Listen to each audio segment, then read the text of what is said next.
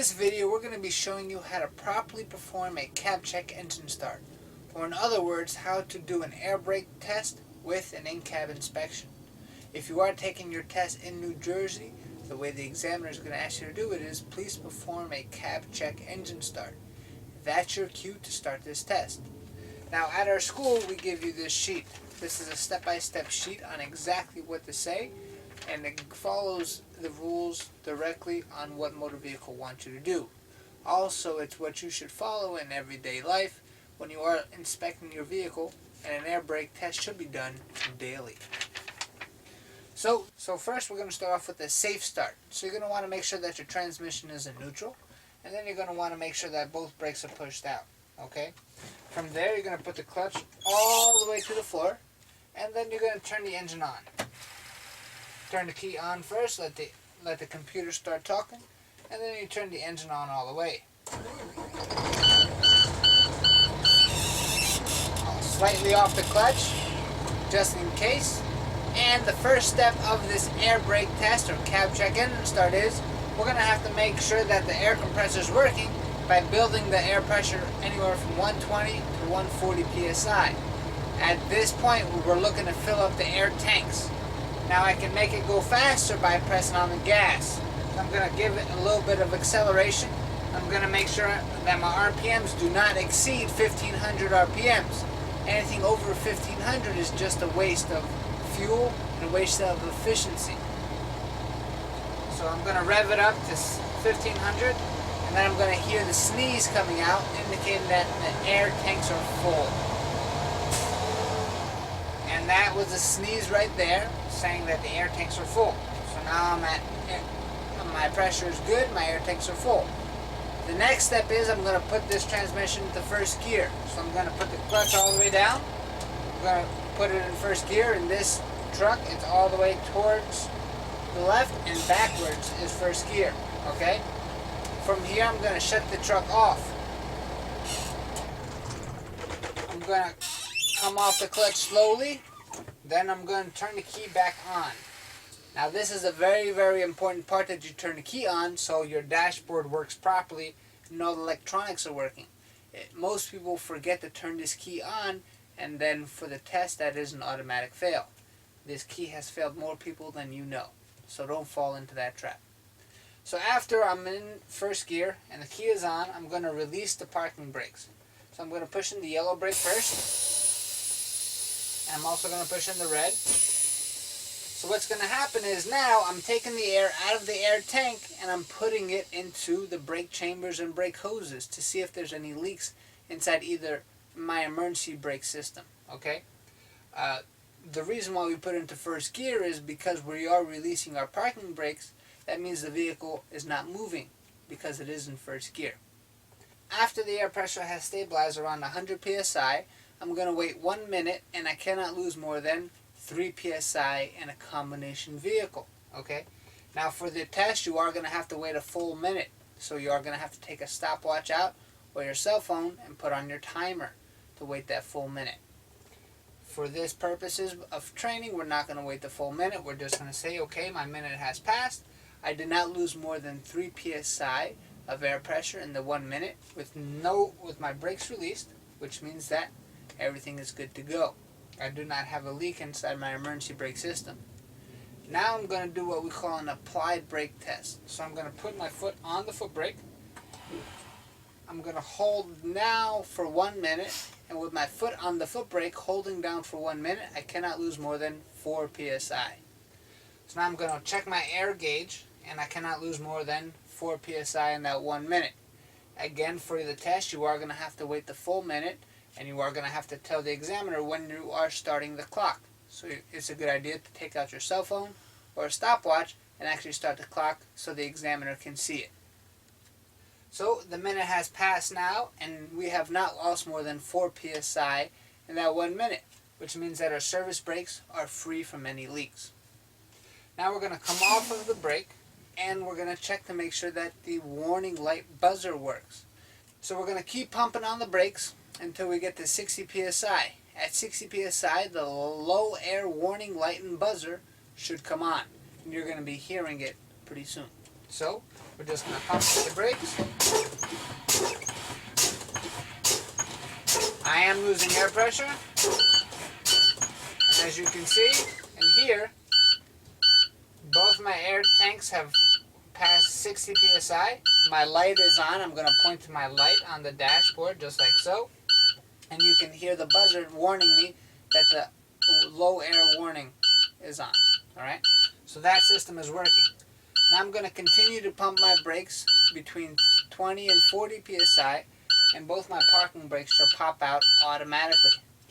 So for this part of the test, you want to make sure that you do not touch the brakes at all. Alright? So I'm going to keep pumping. And as you can see, both parking brakes did pop out. At this point, I'm going to put my transmission back into neutral because we're going to have to perform another safe start. So my transmission is now neutral. I'm going to double check to make sure both parking brakes are pulled out. And I'm going to start the engine. Off the clutch slowly. Again, always press the clutch when you're starting your engine. I'm going to let the air pressure build above 60 psi so the warning light and buzzer will cut off. And then, and only then, will we perform what we call an in-cab inspection.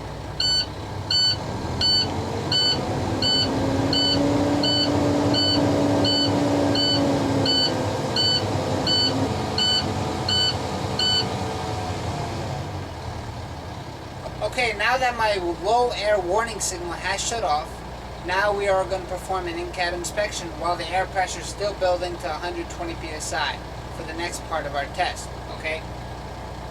While it's building up to 120, we are going to perform an in-cab inspection. This is a proper inspection of the entire cab, okay? So you can work this out as a system. This does not have to be done in any particular order. You can follow the sheet that we give you, or you can just follow along with me, alright? So, I like to start off with things that are right in front of me. So first we're going to check to make sure that the steering wheel has no more than 2 inches of play, okay? We're going to make sure that the clutch has no more than 2 inches of play. Then we're going to make sure that the horn is working. Then I'm going to move on to my gauges. So there's a lot of gauges on this particular model, but according to motor vehicles, you'll only really have to look at 4, which is I'm going to check my oil pressure gauge to make sure that it is working properly. It's at 40 psi. My water temperature gauge cannot exceed 200 degrees, which is not. My voltmeter is between 12 and 14 volts, which is fine. And my air pressure is building up to 120, which is great. Those are all the mandatory signals that you must know, okay? From there, I'm going to move on to my lights,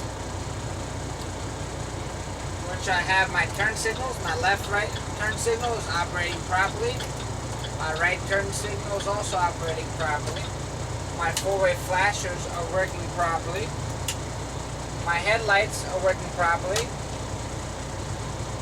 My high beam, the indicator is working properly.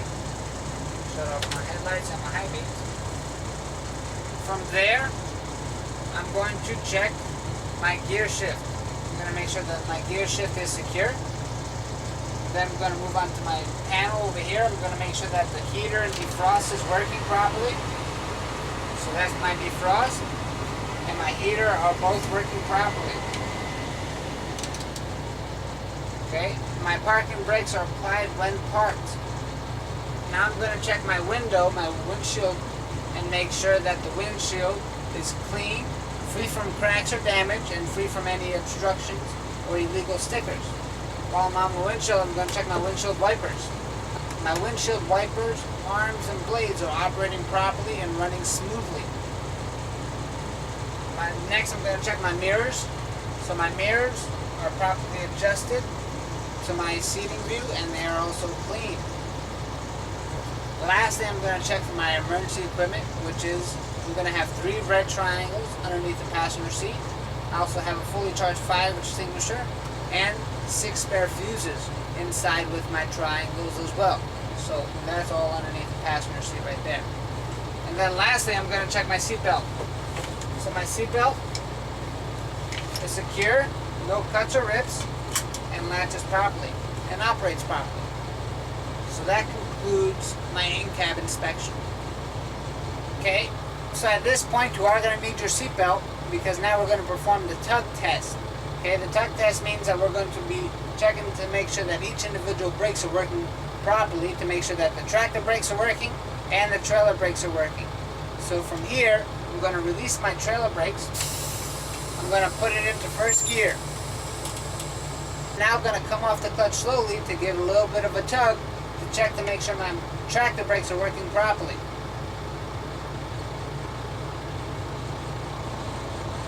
And as you can see, it did.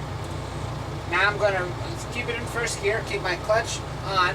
I'm going to apply my trailer brakes and release my tractor brakes. I'm going to come off the clutch slowly again, and the vehicle cannot move. Which it did. Which means that my trailer brakes are working properly. Now I'm going to release both brakes. I'm going to pull up 5 to 10 feet to make sure that my service brakes are working properly. So what I'm going to do, I'm going to leave it in first gear. I'm going to pull up 5 to 10 feet.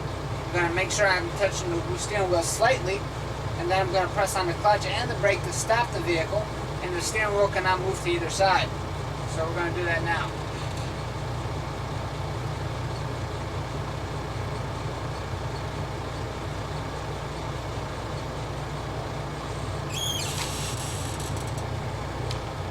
As you can see, the steering wheel did not move to either side, and our vehicle stopped properly.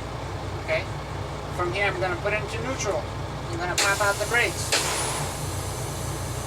I'm going to pop out the brakes, then I'm going to shut the engine off.